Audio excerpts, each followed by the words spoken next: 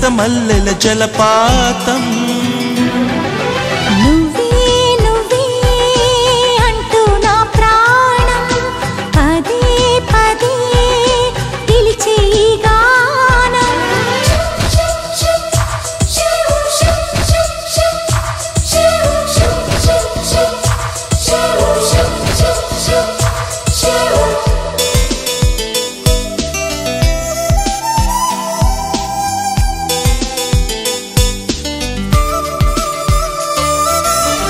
తరువుకు వచ్చే తీయని భావం